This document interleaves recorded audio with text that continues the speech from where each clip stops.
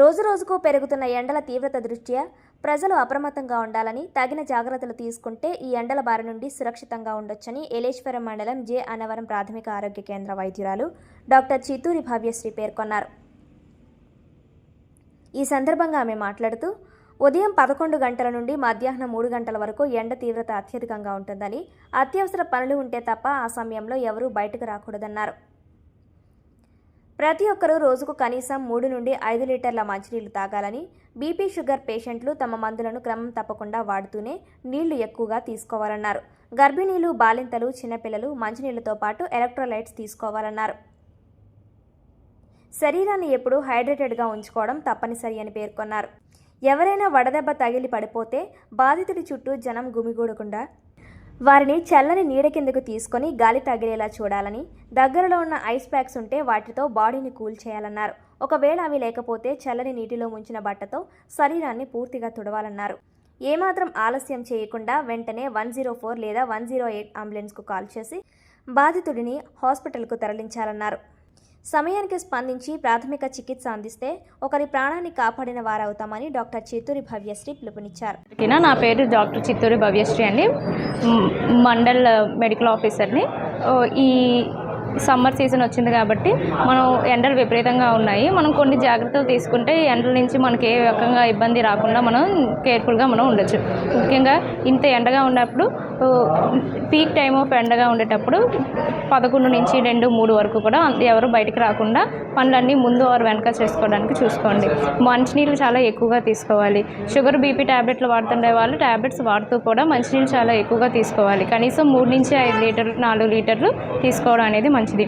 ముఖ్యంగా యాంటీనాటల్స్, పోస్ట్నాటల్స్ చిన్నపిల్లలందరూ కూడా మంచినీళ్ళతో పాటు ఎలక్ట్రోలైట్స్ కూడా తీసుకోవాలి. హై షుగరీ డ్రింక్స్ లాంటి కూల్ డ్రింక్స్, షుగరీ జ్యూసెస్ బదులు మనం కొబ్బరి నీళ్ళు కానీ, మజ్జిగ కానీ తీసుకోవడం అనేది అడ్వైజబుల్. మంచినీళ్ళతో పాటు ఉత్తి మంచినీళ్ళతో కాకుండా కొంచెం ఎలక్ట్రోలైట్స్, ఓఆర్ఎస్ కానీ ఇంకేమైనా ఎలక్ట్రోలైట్ పౌడర్స్ని యూజ్ చేయడం అనేది మంచిది. ఓఆర్ఎస్ వాడుతునేటప్పుడు WHO స్టాండర్డ్స్ ఉన్న ఓఆర్ఎస్ పౌడర్స్ని యూజ్ చేయడం అనేది అడ్వైజబుల్.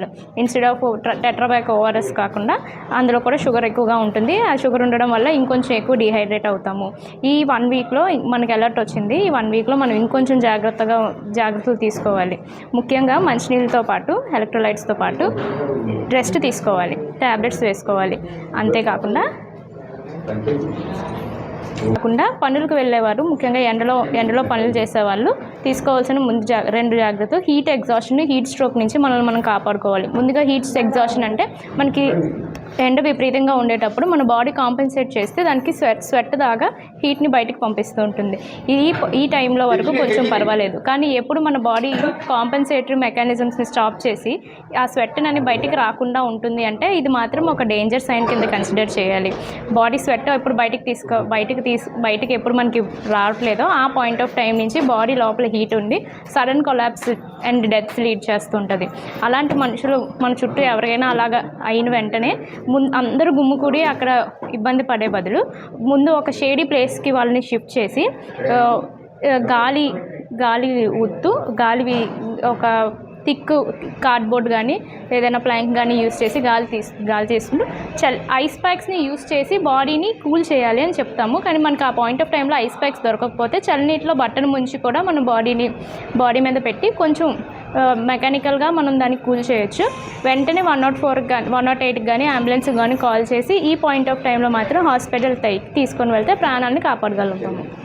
థ్యాంక్ యూ అండి.